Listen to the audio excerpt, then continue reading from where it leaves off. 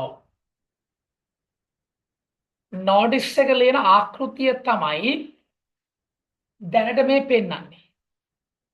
එතකොට මීට වඩා තවත් ආකෘති දෙකක් අද දවසේ සම්පූර්ණ කරන්න තියෙනවා.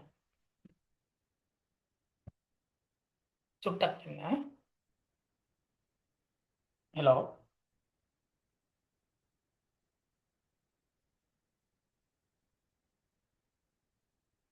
රයිට්.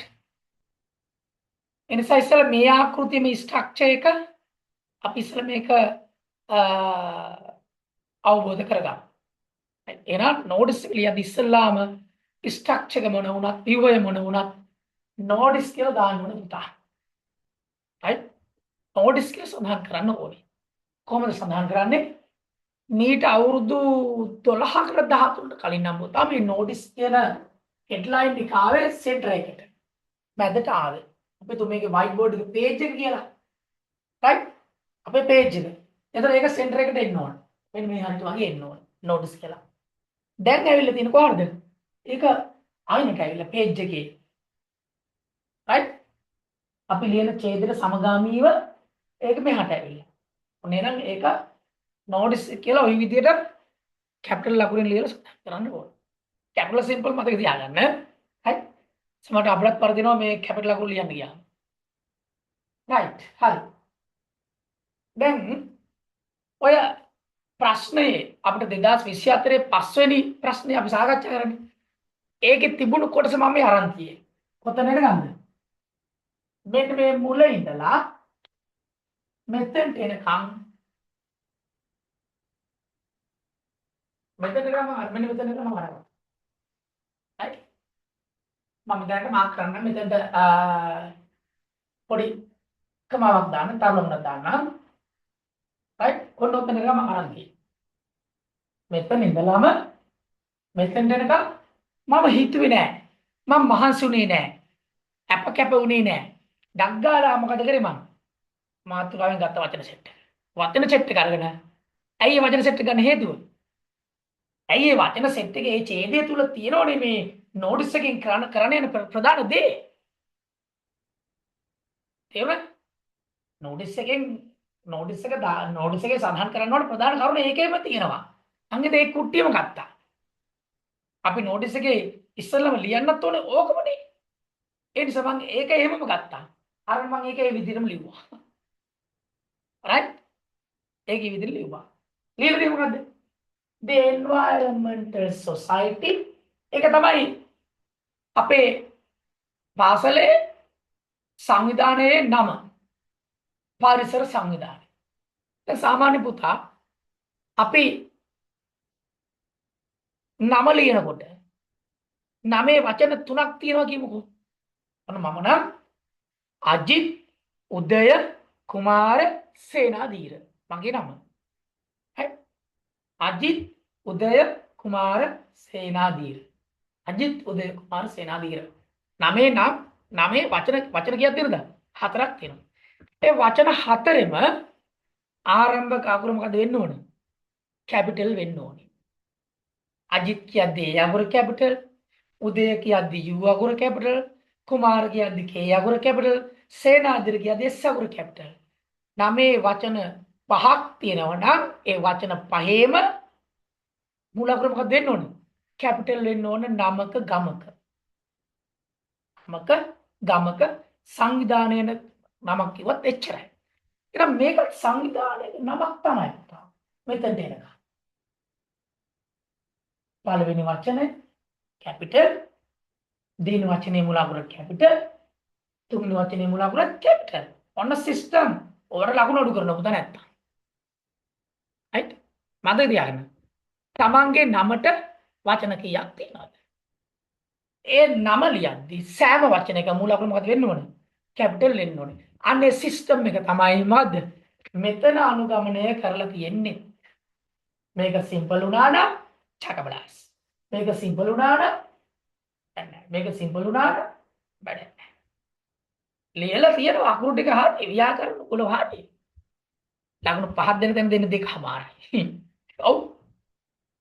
මානුෂීය පේපර් මාකින් යන කටින් නම් අඩෝ මො ලියලා තියෙන කමක් නැහැ මුට දෙන්න ඕන. එහෙම බුද්ධිමත් මිනිස්සු ඉන්න මොකද ළමයිගේ එක්සෑම් එකේ රිසල්ට් එක කියන්නේ ජීවිතයත් එක්ක තීරණය වෙන එකක් නේ. අනිත් ඒවා ඔබ හිතන්නේ නැහැ උන් ලකුණු අඩු කරලා දානවා. සමහර අය ඉන්නවා අනේ මේ ළමයට ලකුණු දෙන්න ඕන කියලා දෙනවා. ඔබ දන්නේ නැහැ අපේ පේපරේ මොකක් බලන්න කියලා නේ. ඒ නිසා කොහොමවත් කියලා හොඳට ලියන්න පුතා. හරි? එහෙනම් කැපිටල් කැපිටල් කැපිටල්. ඔන්න අපේ සංවිධානයේ නමේ වචන කීයක් තියෙනවද? 1 2 3යි. ඒ වචන තුන ලියද්දි මුල අකුරු කැපිටල් කරලා ලියුවා. එහෙනම් D මේක શબ્ද කරද්දි D කියලා කියන්නේ ඇයි? ඊට කලින් අකුරේ ඊට කලින් වචනේ පළමු අකුර වවල් අකුරක් ස්වර අකුරක්. එහෙනම් ස්වර අකුරක් ඉදිරියේදී ද කියන එක D කියලා තමයි ප්‍රොනවුන්ස් වෙන්නේ. ඒක ත්‍රාසක් මතක තියාගන්න. The environmental society පරිසර සංවිධානය මොකේ පරිසර සංවිධානද? of our school අපේ පාසලේ පරිසර සංවිධානය. නෝ අතන ප්‍රශ්නේ තිබ්බේ your කියලා තිබ්බේ මෙතන. දැන් ප්‍රශ්නේ කියන්නේ අපිටනේ ඔයාගේ ඉස්කෝලේ පරිසර සංවිධානය. අපි ඒක ගන්න ඕනේ අපේ විදියට. ඒ නිසා you අයින් කරා. right? හරිය එන්න ඕනේ you වෙන්න. මම ඒක ලියවෙන්නේ දැන් මම නෝනේ. right. ඒක අයින් කරා. ඒක මම ගත්තා අනිත් පැත්තට පෙරලා. මොකද? අපේ පාසලේ. දැන් අපි ලියනවා අපේ පාසලේ නෝටිස් එකක් ඉතින් අපි ලියන්න ඕනේ. එහෙනම් our school කියලා ගත්තා. ඊට පස්සේ මම මොකද කරේ? මම එතනින් එහාට මගේ පොයින්ට් එකට මම වාක්‍ය සංවර්ධනය කරා. තිබුණේ මොකද? has organized නේ. has organized a program. ඕනනම් ඒකම ගන්න පුළුවන්. ගැටලුවක් නැහැ. ඔයාලා කලබල වෙන්න එපා. ඔයාලා පුතා ඒකම ගන්න. හිතේ තියෙන වෙලාවක් නැහැනේ. ඔයාලට පුළුවන් has organized a program to distribute plants among the students. ඒක එහෙමම ගන්න කඩන්න තලන්නේ බලන්නේ නැතුව. දැන් මට මේක වැරදුනත් හදාගන්න පුළුවන් තැනක තත්ත්වයක මම ඉන්නේ මම මේක මොඩිෆයි කරලා ගත්තා. මොඩිෆයි. හරි. ඊට මම ඇයි එහෙම මොඩිෆයි කරේ? මම ගත්ත මේ context meaning එක ඔළුවට. මොකද context meaning එක කියන්නේ? මේ වාක්‍යයේ අර්ථය ඔළුවට ගත්තා. මොකද අර්ථය ඔළුවට ගත්ත වෙන දේ මම මේක හිතන පුතා grammatically. ඇයි grammatically ගන්න ඕන? paper මාගේ යන කෙනා මේක දැක්කම ඩක් ගාලා note එකේ මුල මැද අග බලපෑම ලකුණු දුන්නා. මම එයාගේ අවධානය ගන්න හොඳ මම මේක grammatically point කරා. පේපර් මාගේ යන අය එහෙමයි. රචනාවක් වචන 300 කට රචනාවක ඕක වචන බල ඉන්න බෑනේ පුතේ. දැන් මොකක්ද දැනද කරන්නේ? දැන් grammatically point එක විතරයි බලන්නේ. කොහොමද බලන්නේ? මුල මැද අග. අන්තිම බලන්නේ නැහැ කියන එක නෙමෙයි මම කියන්නේ. ආකෘතිය දැක්කම ටක් ගාලා අර ටික විතරයි බලන්නේ. දන්නවා මේක ලියලා තියෙන විදියෙම දන්නවා එයා ගියාම මොකද අගුලක් නැහැ. මූ ලස්සන වැඩේ කරලා තියෙනවා කියලා බලන්නේ. මුලයි මැදයි අගයි. ඇයි අපි බලන්නේ ෂොට් එකේ මෙයාගේ ඇට්‍රැක්ෂන් එක අපි අරන් තියෙනවනේ. අපිට අපේ ලියපු ප්‍රශ්නෙට එයාගේ අවධානය අරන් තියෙනවා. එයා ටක් ගාලා කාලෙ මිඩම් කරන්නේ නැහැ ඊට පස්සේ. දසම බලන්නේ නැහැ. right? ඒක chance එකක් අපිට. එහෙම කියලා ඔයාලා උඩින් බලේ ලියන්න එපා. අවධානය ගන්න කියලා. අවධානය ගන්න හරියටම ලියන්න ඕන. හරිය ස්ට්‍රක්චර් එක ගන්න ඕන. ඒක තමයි මොකද දැන් කරේ? අර has organized කියන එක මම අයින් කරලා grammatically විදිහට මම ගත්තා. මොකද්ද? සංවිධානය කරනු ලැබේ. අපි සංවිධානය කරනවා. ඒතර මේක future tense එකකට යන්න ඕනේ පුතා මේක. සංවිධානය කරනවා. right? සංවිධානය කරලා තියනවා කියන එක හරිය ඒක වෙන කතාවක්. මම ගත්ත එක උපක්‍රමශීලීව සංවිධානය කරනු ලැබේ. ඒ කියන්නේ තාම සංවිධානය වෙනවා. එතන මම ගත්ත will. අනාගතයේ යම් අදහසක් අනාගතයට හරවන්න මොකද දාන උප්පරවැට්ටිය will කියන උප්පරවැට්ටිය. right? එහෙනම් මේක කියනවද? අපේ පාසලේ පරිසර සංවිධානය මොකද කරන්නේ? පැල බෙදා දෙනු ලැබේ. පැල බෙදා දෙනු ලැබේ. තාම දුන්නේ නැහැනේ. දෙන්නේ ඉන්නේ මොන කාලෙන්ද? අනාගත කාලේ. අන්න මම ගත්ත ටෙන්ස් එක. අනාගත කාලේ නෙමෙයි වැඩේ කරන්නේ. එහෙනම් මේ ටෙන්ස් එක මම හැරෙව ටක් ගාලා අනාගතයට. මොකද කරේ? has organized delete කරලා මම copy කරලා paste කරලා will එක. ඇයි will එකේ මොකද කියවෙන්නේ? අනාගත කාලේනේ කියවෙන්නේ. they will come ඔව් නේවි. mother will blame අම්මා බණේවි. father will go to the office තාත්තා කාර්යාලයට යාවි. teacher will come to the office teacher office එකට ඒවි. අන්න මොකක්ද ඒක? future tense එකට හැරෙමු. ටක් ගාලා මම මොකද කරේ? has organized කියන එක delete කරලා දැම්මා. කෝපි කරා පේස් කරා මොකද්ද? will කියන එක. දැන් will කියන එකෙන් අදහස් ගන්න මොකද්ද? will කියන එකෙන් අදහස් වෙන පුතා future අනාගතයට බරයි. මේ වැඩසටහනත් යන්න ඕනේ මොන පැත්තටද? අනාගත පැත්තටනේ. මේක පැල දෙන්නේ මොන කාලෙන්ද? අනාගත කාලෙන්. දැන් දෙනවනේ මේ දුන්නනේ මේ දෙන්නේ ඉන්නේ. තාම දුන්නේ නැහැ. එහෙනම් මොන කාලයද? අනාගත කාලය. එහෙනම් මම මොකද කරේ? මෙතනට එනකන් අපේ කතෘනේ. මෙතන ඉඳලා මෙතනට එනකන් කතෘ. කතෘ කියන්නේ ක්‍රියාව කරන අය. සංගමයක් විතර මේක ඉන්නේ. අපේ පාසලේ පරිසර සංවිධානය. පරිසර සංවිධානය. එතන එනකන් කතෘ. ඒ කතෘ පසුව කතෘගේ පසුව මම දැම්ම will කියන එක. will කියන එක. හරි? ඔන්න will කියන එක දැම්මා. දාඩි වෙරලා will කියන එකෙන් පස්සේ පුත අනිවාර්යයෙන්ම එන්න ඕනේ හැබැයි ක්‍රියාව. හරිද? හැදෙල්ල will කියන එකෙන් පස්සේ අනිවාර්යයෙන්ම එන්න ඕනේ ක්‍රියාව. දැන් ඔයාලා පටලවා ගන්න එපා. will කියන එක දැම්මොත් අනිවාර්යයෙන්ම එන්න ඕනේ ක්‍රියාව. ඕන්න මම දැම්මා අපේ පාසලේ පරිසර සංවිධානය අනාගත හැරවට සම්පූර්ණ වාක්‍ය කරන්නේ මොකද්ද? distribute බෙදා දෙනවා. බෙදා දෙනවා. distribute කියන්නේ මොකද්ද? බෙදා දෙනවා. හරි? එහෙනම් will distribute බෙදා දෙනු ලැබේ. අනාගතයේදී will distribute බෙදා දෙනු ලැබේ. ඔන්න distribute කියන ක්‍රියාපදේ මම ලිව්වා. පස්සේ ක්‍රියාපදයෙන් පස්සේ ලියන්න ඕනේ මොකද්ද? බෙදා දෙනවා කියලානේ මේකේ තියෙන්නේ. ඊට පස්සේ ලියන්න ඕනේ බෙදා දෙන දේවල් ලියන්න ඕනේ. නෝට් එකේ තියෙන බෙදා දෙන දේවල් ලියන්න කියලානේ. බෙදා දෙන්නේ මොනවද? පැල, plants. ඒවා වර්ග කරන්නේ පස්සේ මොන පැලද කියලා. බෙදා දෙන්නේ plants. ඔන්න plants කියලා ලිව්වා. plants ලිව්වා. ඔන්න බෙදා දෙනවා මොනවද? බෙදා දෙන මොනවද කියලා ලිව්වා plants. දැන් මේ plants පැල දෙන්නේ කාටද? ඒක වෙන්න ඕනේ. දෙන්නේ කාටද? දෙන්නේ කාටද කියලා ලියන්න කලින් අපි ලියන්න ඕනේ දෙන්නේ කුමකට සමගාමීවද? සමරන්නට දෙන්නේ to celebrate සමරන්නට. හරි? ඕනනම් මෙතන දෙන අය ලියන්න පුළුවන්. මම ඒතරම් කතා කරන්න වට අවුල් වෙයිනේ. දෙන්නේ මොකටද? සමරන්න. හරි? දෙන්නේ කාටද කියලා ලියන්න පුළුවන් මෙතන එහාට. දෙන්නේ මොකටද කියලා ලියන්න පුළුවන් මෙතන එහාට. හැබැයි මෙතන එහාට දීලා තියෙන්නේ දෙන්නේ කාටද කියන එක නෙමෙයි දෙන්නේ මොකටද කියන එක. දෙන්නේ මොකටද? සමරන්නට. එහෙනම් to celebrate. සමරන්නට. මොකක් සමරන්නේ? environmental day. පරිසර දිනේ සමරන්න දෙන්නේ. හරි? එතනින් පස්සේ මොකද ලියලා තියෙන්නේ? එතනින් පස්සේ ලියලා දෙනවා සමරන දිනය. සමරන දිනය. කවදද? on 5th. පස්වෙනිදා. ඡේදය තුල දිනය ලියනකොට පුතා ඕන්න එක එනවා. ඒකම රවුන්ඩ් කරලා තියෙන්නේ. දැන් මේක ඡේදය තුලනේ ලියන්නේ. ඡේදය තුල ලියනකොට මේක මොකක්ද වෙන්න ඕනේ මේක? on එන්න ඕන. on ලියුවා. අතව දිනේ නිකන් පහ කියලා th ලියන්න බෑ. පෙරදි. එහෙම වුණා වෙන මොකද්ද? කිව්ව සර් d එකක් එන්න මොකද? එහෙම එන්නේ නැහැ. දින්නේ නැහැ ලඟ. දිනේ ලියනවා. ඡේදය තුල ඡේදයක් විදිහට මේ අපි ලියන්නේ. ඡේදය තුල මේ දිනේ ලියන්නේ. එහෙනම් ඡේදය තුල දිනේ ලියනට අනිවාර්යෙන් on එන්නට ඕන. හැදෙල on එන්නට ඕන. එහෙනම් on 5 දිනෙන් පස්සේ දිනේ අදාළ මොන මාසෙද? මාසෙ ලියනවා. on 5th June ජුනි මාසෙ පහ. ජුනි මාසෙ පහ. ජුනි මාසෙ පහ. ඔන්න අවුරුදු sorry මාසෙ ලියුවා.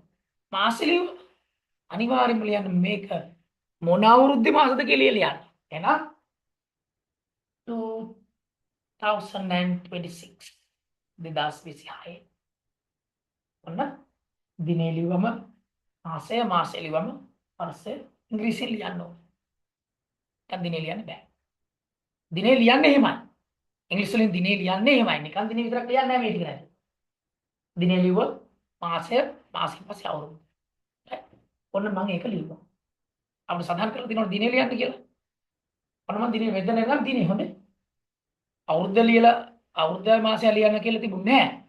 නමුත් සාමාන්‍යයෙන් written English වල ලිඛිත භාෂාවේදී දිනේ ලිව්වොත් ඊට සමගාමීව මාසය සහ වර්ෂය ලියන්න ඕන.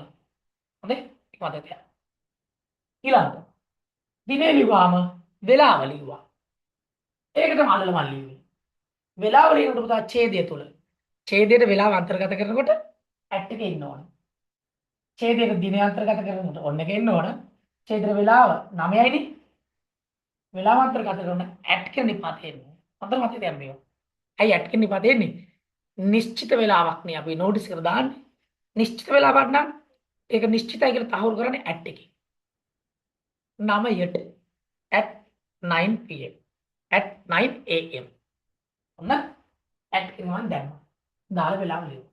වෙලාව දාලා මම මොකද කරේ? උදේද හවසද කියලා ලියන්න ඕන. හවස නම් pm උදේ නම් am. ඔන්න වෙලාව නිකන් ලියුවට වැඩක් නැහැ.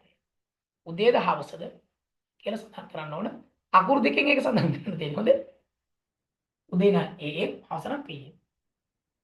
හරි. ඊට පස්සේ මම මොකද කරේ? am pm කියලා ඩොට් දෙක ලියන්න ඕන. ඩොට් නැතුව තියන්න බෑ. ඩොට් දෙක ලියන්න.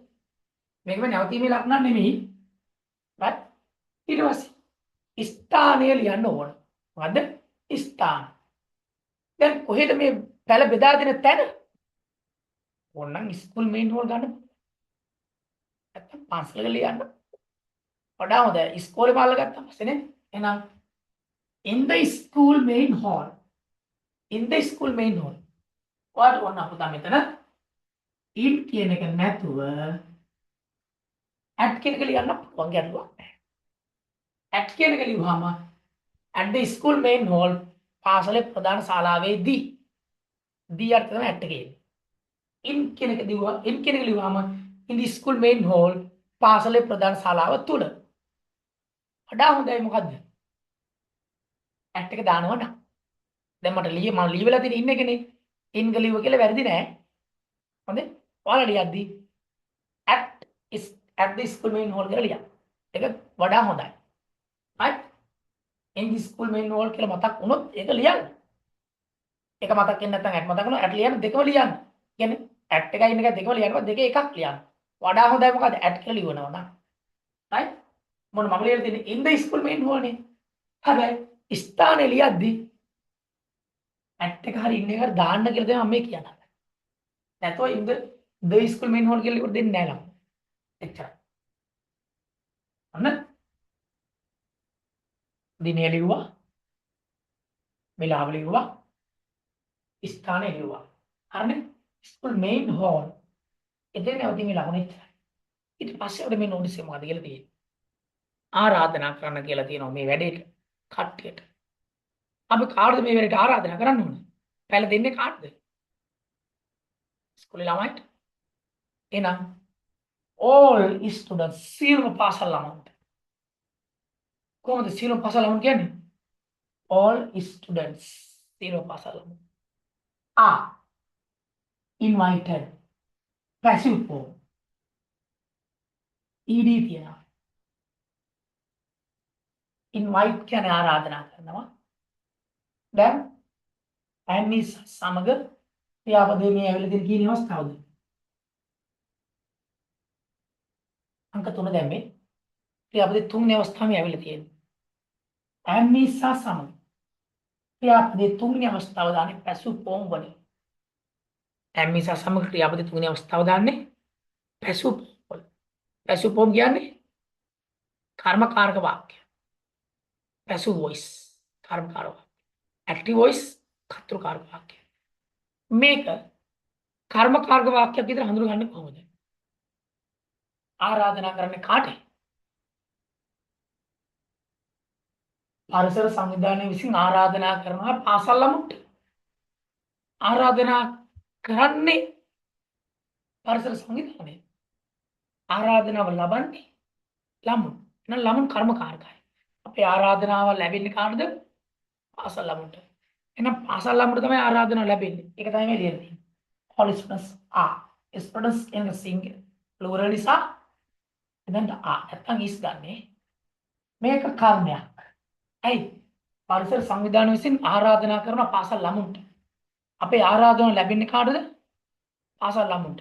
එහෙනම් අපි කරන ක්‍රියාව මොකද්ද? ආරාධනා කරනවා. අපි කරන ක්‍රියාවට භාජනය වෙන්නේ කවුද?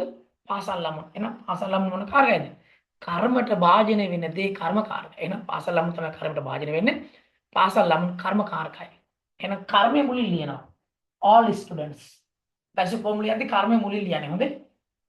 ඔන්න passive form වලට අපි ගන්නවා ළමයට ආරාධනා කරනු ලැබේ. කවුද? ඒක කවුද කියලා වැඩක් නැහැ නේ. ආරාධනාව ලැබෙන නේ ලියන්න ඕනේ. right? පාසල් ළමයට ආරාධනා කරනු ලැබේ. එහෙනම් පාසල් ළමයට ආරාධනා කරනු ලැබේ කියනකොට ආරාධනාව ලබන්නේ පාසල් ළමුන් ක්‍රියාවට භාජනය වෙන්නේ ඔවුන් කර්මය. කර්ම කාර්යය. එහෙනම් කර්මය all students කියලා මුලින් ලියනවා. දැන් all students කර්මයනේ ඔබ්ජෙක්ට් එක යාරනේ කර්මය යාරනේ. එහෙනම් කර්ම පද බහුවචනයනේ නිසා කියලා ඉවරලා මේ කර්මයට සිද්ධ වෙන්න දැන් මෙයා කර්මයක් වුණේ යම්කිසි ක්‍රියාවට භාජනය වෙච්ච හින්දානේ. මොකද්ද ක්‍රියාව? invite. අන්න invite කියන ක්‍රියාවේ තුන්වෙනි අවස්ථාව තමයි දැන් දානවා. invited. අන්න දැන් මේ ආරාධනාව යන්නේ රිවර්ස් එකට. ආරාධනාව යන්නේ ඉස්සරහට නෙමෙයි. ආරාධනාව කරනවා. නෑ ආරාධනාව වෙනවා. කාටද වෙන්නේ? මෙන්න මෙයාට මේ ක්‍රියාව වෙන්නේ මෙන්න මෙයාට. හරි? සාමාන්‍ය ක්‍රියාවේ ඉස්සරහට යන්නේ. passive form වල ක්‍රියාව ඉස්සරහට නෙමෙයි යන්නේ. ක්‍රියාව සිදු වෙන්නේ පිටිපස්සේ ඉන්න කෙනාට. passive form වල. active voice වල තමයි ක්‍රියාව ඉස්සරහින් අයට සිදු වෙන්නේ. passive form වල ක්‍රියාව සිදු වෙන්නේ කාටද? පිටිපස්සේ ඉන්න අයට. කර්මය පිටිපස්සේ ඉන්නේ. මේ කර්මයනේ. එහෙනම් passive form එකේ ආරාධනාව ලැබෙන්නේ කාටද? කලින් ඉන්න කෙනාට. හරිද? තුන්වෙනි අවස්ථාව කියවනේ. දැන් ඔයාලා සමහර විට මෙහෙම කරන්න පුළුවන්. මේක ing කරලා සමහර විට. ing කරොත් මොකද වෙන්නේ? මෙයාලා විසින් ආරාධනා කරනවා තවත් කණ්ඩායමකට. all සීලම ශිෂ්‍යයන් ආරාධනා කරනවා තවත් කණ්ඩායමකට. වෙන්න ඕනේ එහෙම නෙමෙයිනේ. සීලම ශිෂ්‍යයන්ට ආරාධනා කිරීමක් නෙවෙන්න ඕනේ. එයාලා විසින් ආරාධනා කරන්න ඕනේ. එයාලට ආරාධනා කරන්න ඕනේ. හැබැයි ඔයාලා මෙතන ing කරත් ඒ ක්‍රියාව වෙන්නේ මිසත් ඒ නිසා. පුළුවන්. සාමාන්‍යයෙන් මම මේ වාක්‍ය ලියන්න.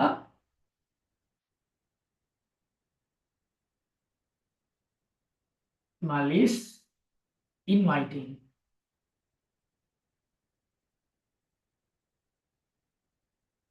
දැන් මේ inviting කියන ක්‍රියාව ඉස්සරහට යන්නේ. ක්‍රියාව කරන්නේ මෙයයි. නිවල් ආරාධනා කරන කාටද? මට.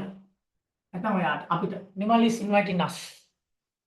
ආරාධන ලබන්නේ මෙතන අපි. හරි? ඔන්න ing කරපු ප්‍රතිඵලය. Nimal is inviting us. Nimal අපිට ආරාධනා කරනවා. ආරාධන ලබන්නේ අපි. right? දැන් අපි නිමල්ට ආරාධනා කරනවා කියලා කියනොත් කොහොමද කරන්න ඕනේ? මේ ක්‍රියාපදයේ තුන්වෙනි අවස්ථාව ගන්න. in. අන්න මේ ආරාධන ලැබෙන්නේ දැන් කාටද? දැන් ලැබෙන්නේ නිමල්ට. ඒක passive. Nimal is inviting කියොත් active voice. Nimal is invited කියොත් passive voice. හැබැයි නිමල්ට ආරාධනා කරන්න පුළුවන්. නිමල් විසින් ආරාධනා කරන කමල්ට එහෙම වෙන්න පුළුවන්. හැබැයි නිමල්ට ආරාධනාව ලබන්න පුළුවන් නේ. ඒතර passive form නේ. එහෙනම් නිමල් is invited. මෙන්න මේ වගේ. මෙතන අම්මිසා දැම්මොත් ing කරත් මේ ක්‍රියාව මොකද වෙන්නේ? පාසල් ළමුන් විසින් ආරාධනා කරන තව කාර්යය. පාසල් ළමුන්ට ආරාධනා කරන්න බෑනේ. ලේකම් නේ මේ වැඩේ කරන්නේ. ලේකම් තමයි ආරාධනා කරන්නේ පාසල් ළමුන්ට. ලේකම් මේක කරනවා කියලා තහවුරු කරන්නේ නැහැ. පාසල් ළමට ආරාධනා කරලා ලැබෙයි කියලා විතරයි ලියන්නේ. ආරාධනා කරන්නේ කවුද කියලා සඳහන් කරන්නේ නැහැ මෙතන. ආරාධන ලබන පුද්ගලයා විතර සඳහන් වෙන්නේ නේද? all students are invited. එච්චරයි. right? ඔන්න එතන වාක්‍ය ඉවර. ඊළඟ මොකද තියෙන්නේ? දෙන පැල වර්ගය ලියන්න ඕන කිව්වා. පටන් ගමු අපි ඒක. fruit plants. පළතුරු පැල. flower plants, mal පැල, and herbal plants, ඖෂධීය පැල. දැන් පැල වර්ගයේ ලියන පැල තුනක් හතරක් විතර ලිව්වම ඇති. right? ලියනකොට කමාදා තමයි ලියන්නේ. අයින පළවෙනි වචන ලියවා fruit plants සමාවක්, flower plants කවදාවත් දාන්න බෑ. ඇයි? අපි අවසානට ලියන්නේ එකයි දැන් අවසානට. හැබැයි මෙතන කමාවක් දානවා නම් මෙතනට n බෑ. right? මෙතනට n එන්නේ නැත්නම් මෙතන කමාවක් දාන්න පුළුවන්. නිමල්, කමල්, පත්මා, රාණි, අමර, මහේෂ්. පළවෙනි නාම පදේ ඉඳලා කමදදා ලියා යනවා. අවසාන නාමය ලියන්න කලින් නාමයට කලින් කමාවක් දාන්නේ නැහැ. ඇයි? ඊට කලින් අපි n එක දානවා. n එක දාලා තමයි අවසාන නාමයට සම්බන්ධ කරන්නේ. එහෙනම් අන්න ඒ නිසා තමයි n එක දාලා තමයි ඉතුරු herbal plants අපි ලියන්නේ. n එක දාන හින්දා මෙතන කමාවක් දාන්නේ නැහැ. මතකද යන්නේ? යම් පද කීපයක් ලියන්න යනකොට කමාදදා ලියන්න යනවා. ලියන්න ගිහිල්ලා අවසාන පදේ ලියන්න කලින් කමාව දාන්න එපා. n එක දාන්න. right? තමයි අලතුරු පැල මල් පැල කමාවක් දාන්න බෑ මෙතන ඉහට and එක තියෙනවා නේ. and ඊට පස්සේ herbal plants ඖෂධීය පැල. මොකද ගන්නේ?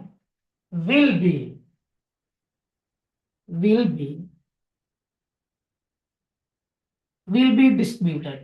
මේකත් ක්‍රියාවේ තුන්වෙනි අවස්ථාව. ඇයි? දැන් මේ ක්‍රියාව සිදු වෙන්නේ කොහටද?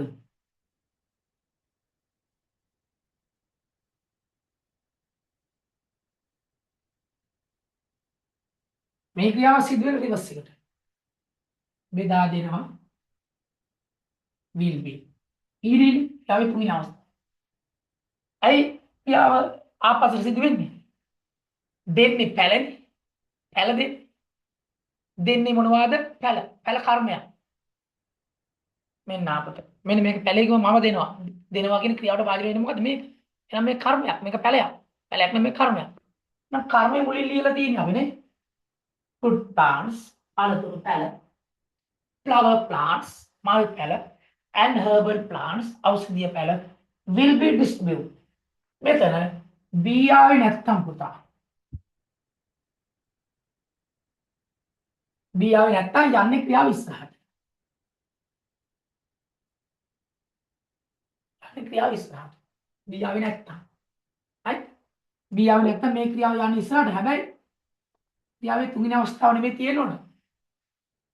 B නැත්තම් මෙතන තියෙන ක්‍රියාවේ පළවෙනි අවස්ථාව. පළවෙනි අවස්ථාව කියනවා. will distribute. I mean will distribute. පළවෙනි අවස්ථාවනේ ED නැහැ. D නැහැ. එහෙනම් මෙතනට B නැති හින්දා තමයි ක්‍රියාවේ පළවෙනි අවස්ථාව වෙන්නේ. මේක පළවෙනි අවස්ථාව.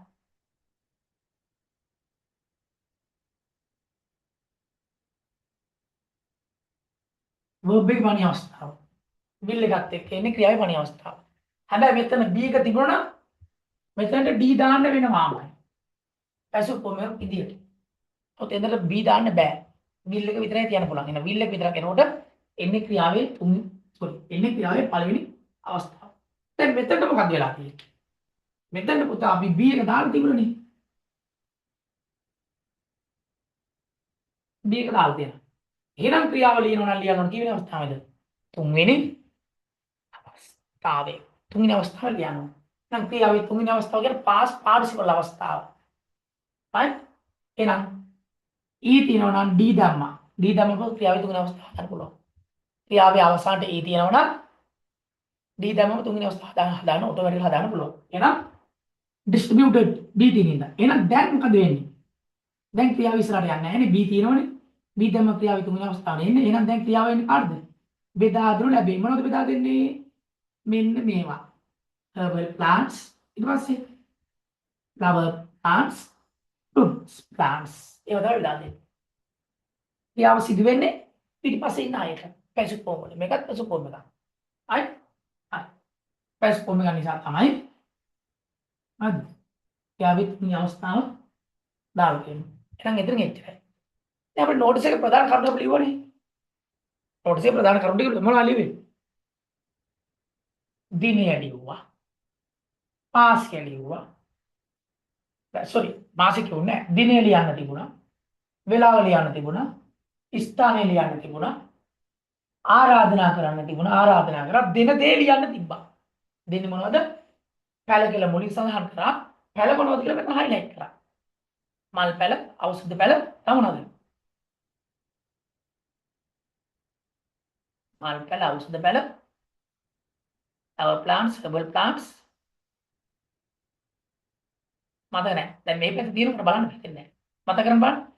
flower plants, මාළපැල, herbal plants, ඖෂධීය පැල, fruit plants. පළතුරු පැල. right. හරිනේ? එතන නේද? ඊට පස්සේ දැන් අපි කියන මොකද? Please come and support. Please come and support this program. මේ වැඩසටහනට come එන්න support උදව් කරන්න. ඇවිල්ලා උදව් කරන්න. come and support ඇවිල්ලා උදව් කරන්න. this program මේ වැඩසටහනට. right? එච්චරයි. මේක අදාළ නැහැ. හරි මේක මම ඉස්සර කරපු පන්තියේ කියපු වාක්‍ය දෙකක්. ඊට පස්සේ මොකද කරන්නේ? මේ නෝටිස් එක ලියන්නේ කවුද? පරිසර සංවිධානයේ මොකද ලියන්නේ? ඒකම්නේ. සෙක්‍රටරි කියලා දැම්මා. එන්වයරන්මන්ටල් සොසයිටි කියලා වැඩේ ෆිනිෂ් කළා. වැඩේ ගොඩ. ඔන්න පළමු ආකෘතිය. පළමු ආකෘතිය. දැන් දෙවෙනි ආකෘතිය මොකක්ද? දෙවෙනි ආකෘතියම පුතා මෙන්න මේක. තපොඩ වෙලාවකින් කට්ටේ හොඳේ. මෙන්න මේක. මාංශ නෑ නේද? කතා කරලා මට මාංශ. හොඳේ. ඒත් ඔයාලා ඉන්න ඔයාලට මාංශ නෑ බලන්න ඉන්න ඉන්න තියෙන්නේ. මේක පළවෙනි ආකෘතිය ඉවරයිනේ. මේ බයිල මගමු අපි.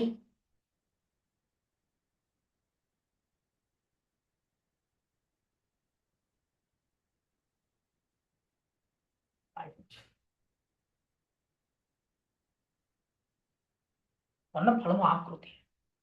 දෙවෙනි ආකෘතිය මොකද පුතා? දෙවෙනි ආකෘතිය තමයි පුතා මෙන්න මේ ටික අපි වෙනම ලියනවා. මොනවද?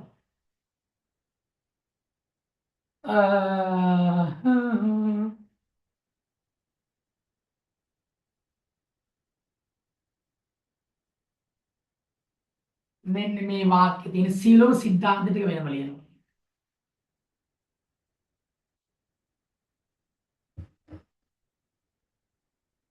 දිනය, වේලාව, ස්ථානය, දවස කියන ඒවා ඡේදයට ගන්නේ නැතුව ලියනවා. එහෙනම් මේක මම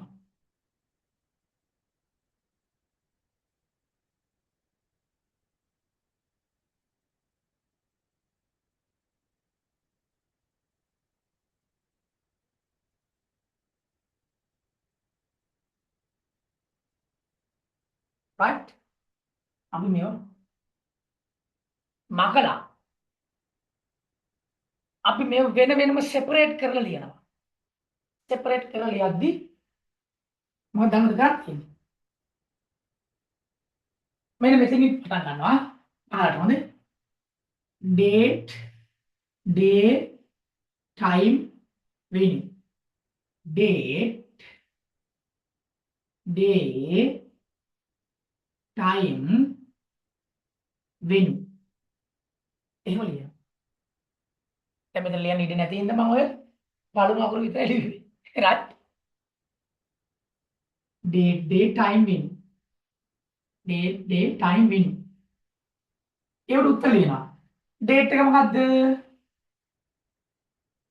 අරක දින තිබ දිනේ මොකද්ද? 5 වෙනිදා. නේ? date එක තිබ්බ 5. දැන් වැදගත්ම කරුණ තමයි පුතේ.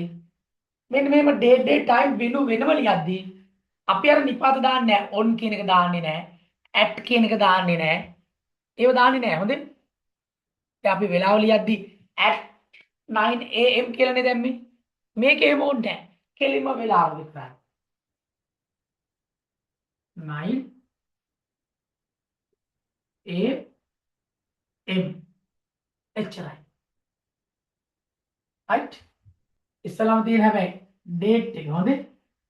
date එක නම් 5. අපි on ලියුවනේ අතන වෙලාව කිව්ව on තිබුණා. දැන් මේක එහෙම නැහැ. කෙලින්ම 5. 5. ඕනනම් මෙතන ඕනනම් මොකද?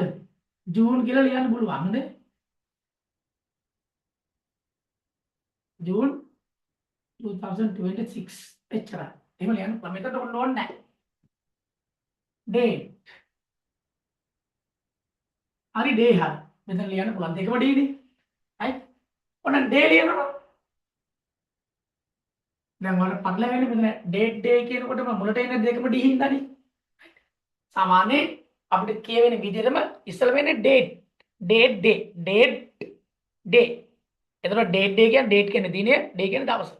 අන් උත්තර ලියුව ඉස්සර තමයි හරි. එතකොට දිනේ අපි ලියන්නේ date එක. දිනේ. June 2026. එච්චරයි. day එක සාමාන්‍යයෙන් day එක ලියන්නේ අපි Sunday මාන්නේ Tuesday එක අපි ලියන්නේ. සති දවසක් ලියනකොට ඊපස්සේ on කියන එක එන්න ඕනේ. හැබැයි ඡේදය එනකොට විතරයි ඒක ලියන්නේ. දැන් මෙහෙම ලියද්දී ඒව ඕනේ නැහැ. සැලකිලිමත් වෙන්න ඕනේ නැහැ අපිට ඒවා. අපිට ලේසි. date එක කවුද? date දවස කවදද? Monday, Sunday මම ලියනවා Sunday. Sunday. is මුලවට කැපිටල් වෙන්න ඕනේ ඒවා. right? time වෙලාව. අපි වෙලාව ලියනවා. කීනේ? at එක ඕනේ නැහැ නේද දැන් ලියන්න. 9යි am. එච්චරයි. වෙනු කොහෙද වෙනු තිබ්බේ? in the school main hall. අපි මොකුත් ඕනේ නැහැ. school main hall. S අකුර capital school main hall එකේ m අකුර capital school main h අකුර එකේ capital main h අකුර capital SMH මෙහෙම ලියන්නේ නැහැ. අල කෙලිය ඔයාලා ඔක්කොම ලියන මෙහෙම ලියුවොත් school main hall එච්චරයි. අංක මෙන්න මේ අකුර කැපිටල් වෙන්න ඕන. school main hall. ඡේදය තුල ලියද්දී එහෙම කැපිටල් වෙන්න ඕනේ නැහැ. මේ ටික ඡේදයට අන්තර්ගත කරනවා නම් අර ඉස්සල්ලා තිබුණේ ඡේදයට අන්තර්ගත කරනවා date time වෙනු date එක ලියද්දී ඔන්න එක තියෙන්න ඕන. දවස ලියද්දී ඔන්න එක තියෙන්න ඕන. වෙලාව ලියද්දී at එක තියෙන්න ඕන. ස්ථාන ලියද්දී in එක හරි at එක හරි තියෙන්න ඕන. දැන් ඒ සබ්බ සකලමනාව මෙහෙම ලියද්දී ඕනේ නැහැ. right? අපි පැහැදිලි ලියමුකෝ දැන් මෙන්න.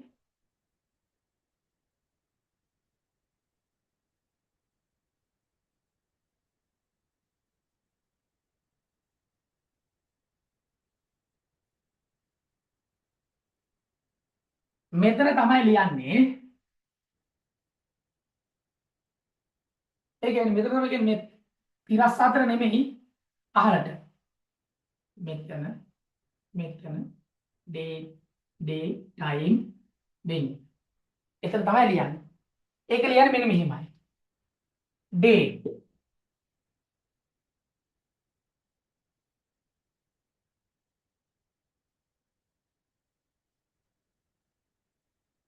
day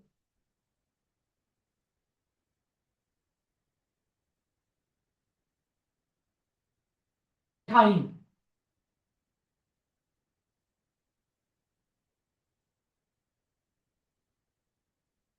ඔන්න place කියලා ලියන්න පුළුවන් නැත්නම් වෙන කියලා ලියන්න පුළුවන්. දුරට ඔයාලට ටේබල් එකට වෙනු කියලා එන්නේ මම වෙනු කියලා ලියනවා.